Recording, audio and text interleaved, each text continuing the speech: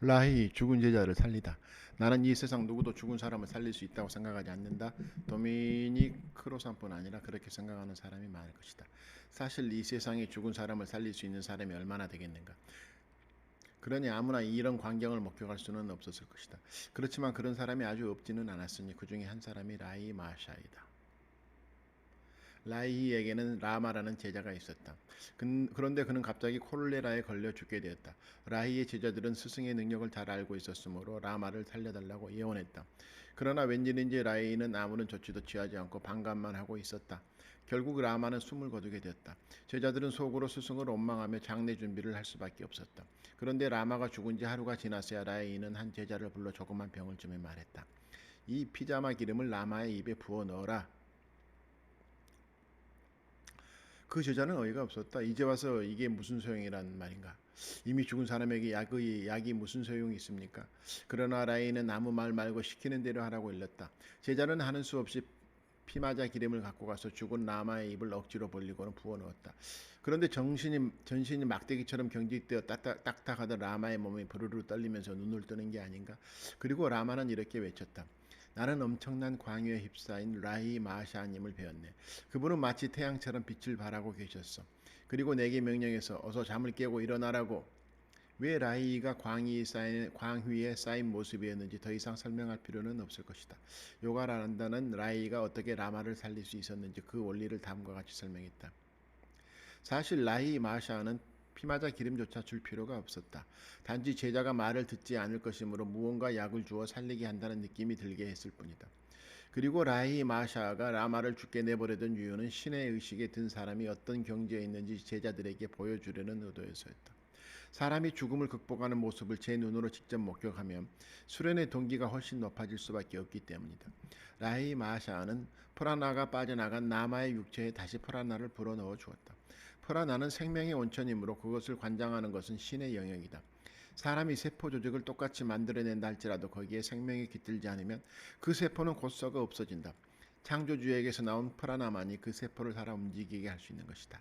창조주에게서 나온 프라나. 이 이야기는 나자로의 부활과 너무나 흡사해서 마치 복음을 보고 꾸며낸 이야기가 아닐까 생각될 정도이다. 예수는 하나님의 영광을 세상에 보여주기 위하여 나사로를 살리지 않고 내버려 두었고 라히 마샤는 신의 의식에 든 사람이 죽음을 극복하는 모습을 보여주려고 라마를 죽게 내버려 두었다. 그러나 이렇게 똑같은 일이 생긴 것은 진리는 하나이기 때문이다. 예수는 인도와 팔레스타인에서 같은 말을 했고 같은 행적을 보였다. 그로부터 2000년이 지나서 그와 같은 길을 걸은 라히 마샤가 인도에서 이런 기적을 보인 것이 결코 우연히 맞아떨어졌다거나 흉내를 낸 것이 아니었다. 그것은 깨달은 사람의 자연스러운 행보였던 것이다. 한 사람이 죽는 것이 낫소. 예수가 죽은 나사로를 살렸다는 소식은 당연히 바리새인들의 귀에도 들어갔다. 제사장과 바리새인들의 위기의식은 극에 달할 수밖에 없었다. 그들은 황급히 산헤드린 임시회의를 개최했다. 이 회의는 왕과 대제사장을 임명하고 거짓 예언자를 율법에 따라 사형까지 시킬 수 있는 막강한 권한을 지닌 회의였다. 산헤드린 임시. 그러나 그들은 아무것도 할 수 없다는 데 절망을 느꼈다. 그를 사형시킬 근거가 희박했으며 온 나라가 그를 따르려고 하고 있다. 그런데 한 사람이 나서서 이런 주장을 했다. 우린 지금 무엇을 하고 있는가? 이 사람을 절대로 그냥 놔두어서는 안 된다. 이 사람이 계속해서 기적을 보이면 온 나라 사람들이 현혹되어 그를 따라가게 될 것이다. 그러면 분명 반란이 일어나게 되고 로마인들이 군대를 일으켜서 우리 영토와 민족을 송두리째 앗아갈 것이다. 그때 그의 최고의 제사장인 가야바가 말했다. 그대들은 무슨 생각을 하고 있는가? 두말할 것 없어. 온 민족이 멸망당하는 것보다는 한 사람이 죽는 것이 나을 것이요. 본래 그해 최고의 제사장을 맡은 사람은 해당 연도에 이 일을 예언하게 되어 있었다. 가야바는 자기가 예언을 하는지도 모르고 말을 한 것이다. 예수 한 사람이 죽음으로써 죄 가운데 죽을 수밖에 없는 온 인류가 구원을 받을 기회가 온 것이다. 예수 한 사람이 죽음으로써. 사실 로마의 위협, 사실 그들의 우려는 근거가 없지 않았다. 만일 유대인들이 예수를 메시아로 인정하면 그들은 그를 왕으로 내세워 로마에 대해 반란을 일으킬 것이다. 유대인들은 메시아라면 다윗이나 모세처럼 외세를 몰아줄 거라고 믿고 있었기 때문이다. 게다가 로마인들은 유대인들이라면 언제든지 반란을 일으킬지 모른다고 생각하여 경계해 왔다. 심지어 예루살렘 성전 벽에 붙여서 요새를 짓고 높은 감시 망루를 세워 성전에서 일어나는 일들을 손바닥 들여다보듯 하고 있었다. 만일 반란이 일어난다면 유대 나라는 로마군에 의해 초토화될 것이다. 가야바가 걱정하던 일은 실제로 그로부터 40년 후 일어났다. 서기 67년 유대인들은 이 로마의 한가에 독립전쟁을 일으키자 로마는 정벌군을 보냈다. 그래서 유대인들이 무려 50년 넘게 지은 성전을 완전히 폐허로 만들어 한쪽 벽면만 남게 되었으며 유대인들은 모두 학살당하거나 노예로 끌려가고 또 추방당했다. 유대 나라는 문자 그대로 멸망했다. 팔레스타인에서 유대 민족의 흔적은 완전히 지워졌다. 한편 그지음하여 예수의 가르침은 전 세계로 퍼져나가고 있었으니 어찌 보면 가야바가 한 말, 온 민족이 죽는 것보다 한 사람이 죽는 것이 낫다는 말이 이렇게 역설적으로 들어맞았다고도 할 수 있었다. 여하간 산헤드린에서는 그날부터 예수를 죽일 구체적인 계획을 세웠고 그 계획은 나중에 그대로 실현됐다. 그날 산헤드린은 포고령을 내렸는데 누구든지 예수를 보면 신고해야 하고 만일 어길 시에는 벌을 받아야 한다는 것이었다.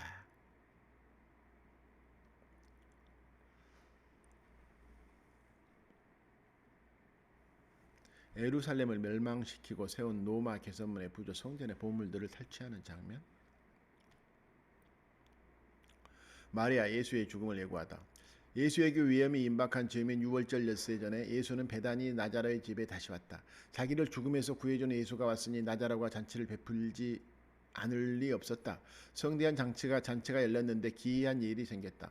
나자로의 누이 동생인 마리아가 반 리터들이나 되는 나드 향유 옥합을 들고 와서는 예수의 발에 한 번에 모두 붓고는 자기의 머리를 풀어 예수의 발을 닦아주는 것이 아닌가. 이 행동은 여러 가지로 이례적이었다. 유대 여자가 다른 사람들 앞에서 머리를 푸는 것은 금기였다. 그리고 나드 향유는 히말라야에서만 나는 식물 기름으로 구하기 힘들어 아주 조금씩만 사용하는 향유였다. 그런데 마리아는 이 병 하나를 통째로 부은 것이다. 그 향유를 오늘날의 가치로 따지면 1,000만 원이 훨씬 넘는 양이었다. 마리아로선 자기 오빠를 살린 예수에게 최대의 존경과 사랑을 표한 것이었지만 사실은 자신도 모르게 예수의 운명을 예언한 셈이 되었다. 유대 여자가 남들 앞에서 머리를 풀 때는 가까운 사람이 죽었을 때이다. 또한 나드 향유를 그렇게 많이 사용하는 경우는 귀한 신분의 사람이 죽었을 때 장례용으로 쓸 때뿐이다. 그러니 마리아의 행동은 예수의 죽음을 암시한 셈이 된다. 마리아 마음속 하느님이 죽음을 눈앞에 둔 예수에게 경배를 시킨 것이다.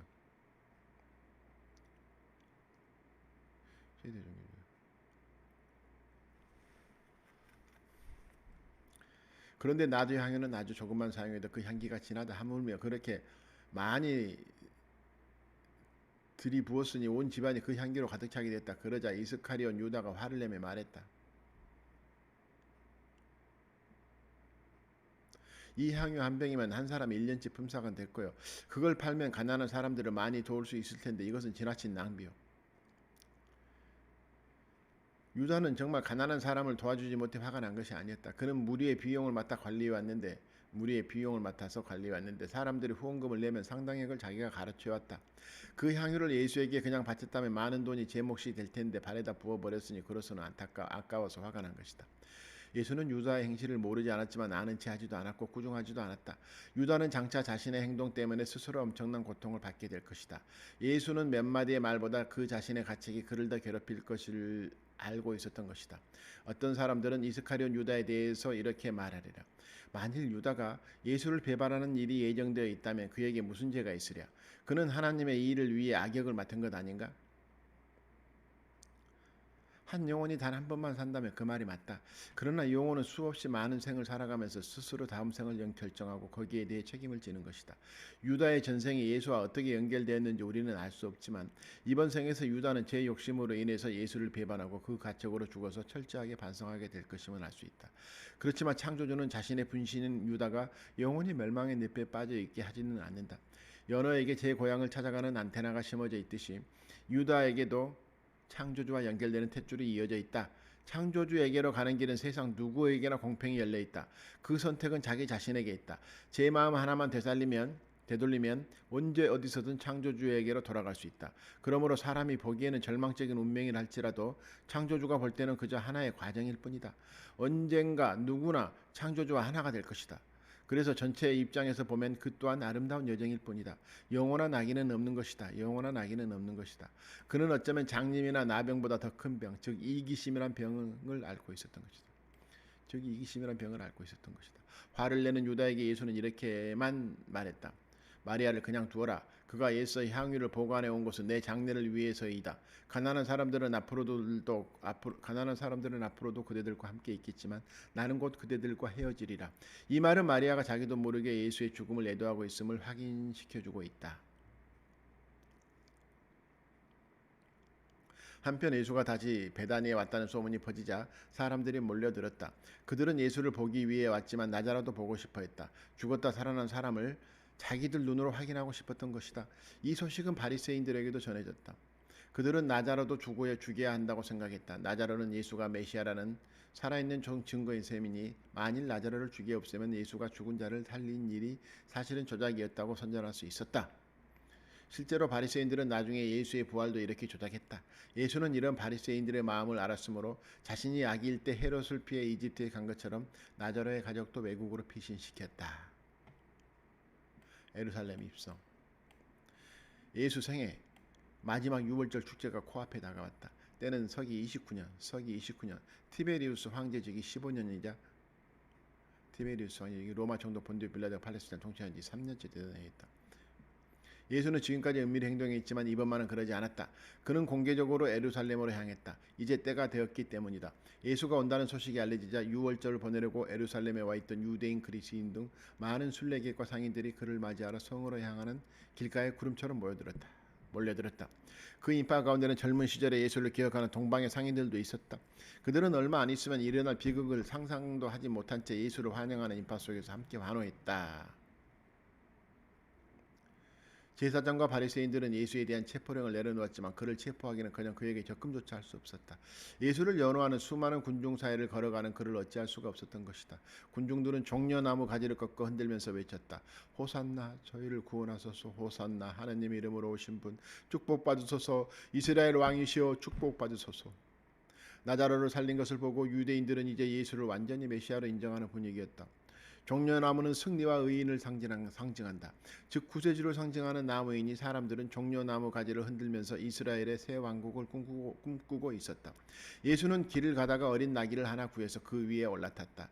예수는 이스라엘 왕에 어울리는 아라비아산 종마가 아닌 작은 나귀를 타고 환호하는 군중 사이를 나아갔다.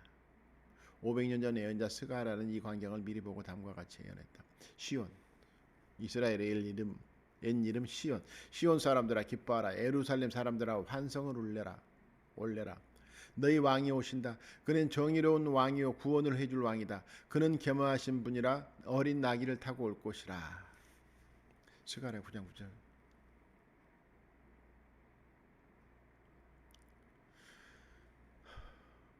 군중 가운데 예수가 나자로를 살리는 현장을 본 사람들이 있었다. 그들은 끝없이 사람들을 보고 그 이야기를 증언했다. 그래서 예수를 맞으러 길가로 나가는 사람들의 숫자는 점점 더 늘어만 갔다.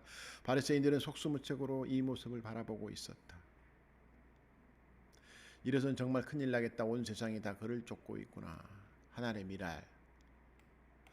그러나 이렇게 예수와 군중들이 축제의 분위기에 있는 것 같았지만 거기에는 세속과 열반의 차이만큼이나 큰 괴리가 자리 잡고 있었다.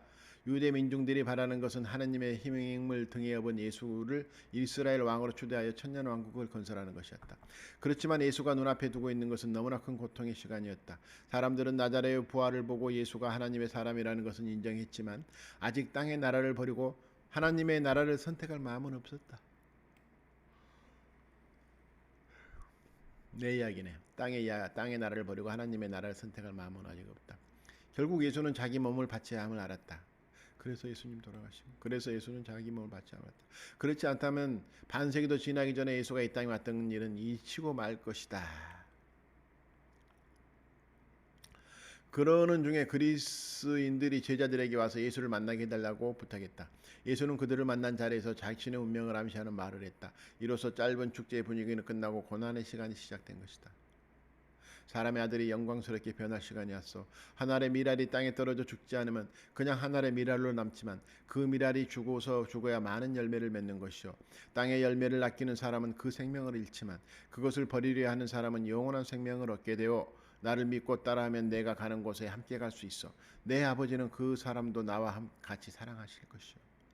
하늘나라는 땅의 생명을 버리는 사람이 가는 곳이다. 이 땅의 생명을 버리면 영원한 하늘의 생명은 얻는다.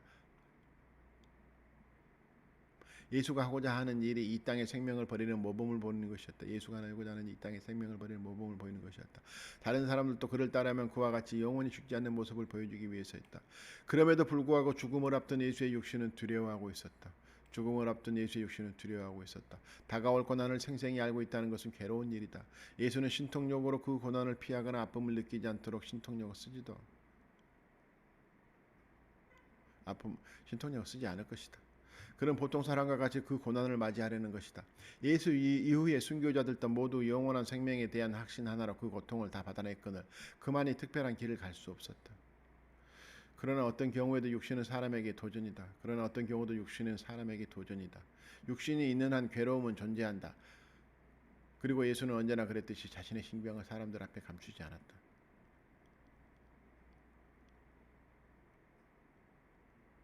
아, 마음이 괴롭다. 나는 이 고난을 면하게 해달라고 아버지께 청하고 싶다. 하지만 그래서는 안 된다. 나는 이 날을 위해 이 땅에 온 것이다. 아버지, 그날 당신의 영광을 세상에 보여주소서. 그러자 하늘에서 소리가 들려왔다. 나는 이미 세상에 나의 영광을 보여줬다. 그러나 다시 한번 그 영광을 보여주리라. 주위에 있던 사람들은 이 소리를 듣고 깜짝 놀라며 혹은 천둥 소리가 들렸다고 하고 어떤 사람은 천사가 말한 것이라고 했다. 하늘에서 들려왔다는 이 소리는 무엇이었을까? 창조주와 하나가 된 사람은 하늘의 소리를 듣는다. 요한한다는 처음으로 우주의식과 하나가 되었을 때 하늘의 소리를 들었다고 말했다. 하나님이 바라는 우주 창조의 진동음인 오음이 온 천지에 퍼졌다. 오음은 우주의 언어이며 언어 이전의 언어이다. 하나의 마음이요 소리로 표현된 것이 오음이다. 우주가 말하는 진동음인 것이다. 우주가 바라는 진동음. 세상을 위해 목숨을 버리려는 예수의 마음은 창조주와 같은 마음이다. 그러므로 우주는 예수의 괴로움에 반응한다. 마음으로만 들리던 천상의 소리가 사람의 귀에 들리는 현상이 벌어진 것이다. 이런 현상은 예수가 보여준 다른 기적과 본질적으로 다르지 않다. 병을 고치는 기적이나 죽은 사람을 살리는 기적이 모두 우주의식과 하나가 될 때 우주가 감응하여 이루어진 일이다. 인적 없는 산중에서 이름 모를 벌레가 죽어도 우주는 반응한다. 삼라만상은 하나이기 때문이다. 하물며 우주를 위해 자기의 목숨을 버리려고 하는 영혼의 고뇌에 우주가 아파하지 않을 수 있으랴. 예수가 죽은 후에도 이런 우주의 반응이 계속 이어졌다. 그것은 그가 우주의식과 하나 된 사람이요 창조주의 뜻에 따라 행하였음을 증명하는 것이다. 사람들이 이 소리를 듣고 놀라는 것을 보고 예수가 말했다. 이 소리는 나를 위한 것이 아니고 여러분을 위한 것이요. 여러분이 나를 믿어 영원한 생명을 얻게 하려 하며 이제 이 세상에 대한 심판의 시간이 왔으니 지상의 왕은 그 왕자를 하늘의 왕에게 내어놓아야 할 것이요. 내가 땅에서 높이 매달리고 나면 세상 모든 사람을 다 나 있는 곳으로 데려갈 것이요. 예수의 죽음과 부활은 지상의 부귀영화가 한갓 꿈에 불과함을 세상에 공표하는 것이다. 공표하는 일이다. 그 일로 사람의 본 모습이 물질의 종이 아니라 창조주와 하나 되어 하늘나라에서 하는 것임을 세상이 끝나는 날까지 알리게 될 것이다. 예수의 죽음과 부활은 지상의 부귀영화가 한갓 꿈에 불과함을 세상에 공표하는 일이다. 그 일로 사람의 본 모습이 물질의 종이 아니라 창조주 하나 되어 하늘나라에 사는 것임을 세상이 끝나는 날까지 알리게 될 것이다. 이 일련의 광경을 본 군중들은 매우 동요했다. 그는 자기가 메시아임을 증명했는데 왜 괴로워하며 죽음을 암시하는 행동을 하는가? 자신들은 이제부터 지상의 낙원을 건설할 꿈에 부풀어 있거늘 왜 그 꿈을 무산시키는가? 선생님, 성경에 그리스도는 영원히 사신다고 했습니다. 그런데 사람의 아들이 높이 매달려야 한다니 그게 무슨 말씀입니까? 이 사람의 아들이란 누구를 가리키는 말입니까? 예수는 그 말에 대답하지 않았다. 다만 얼마 지나지 않아 그들이 자신을 볼 수 없을 것이라고만 말했다. 이제 조금만 있으면 빛이 사라진다. 아직 빛이 있을 때 그 빛을 받으라. 어둠 속에서는 길이 보이지 않는다. 빛이 있을 때 그 빛을 믿으면 여러분도 빛의 아들이 되리라. 그리고 예수는 어리둥절해하는 군중들 앞에서 자취를 감추었다. 이번엔 여기까지. 다음에 눈을 멀게 하고 심장을 돌처럼 굳게 했다.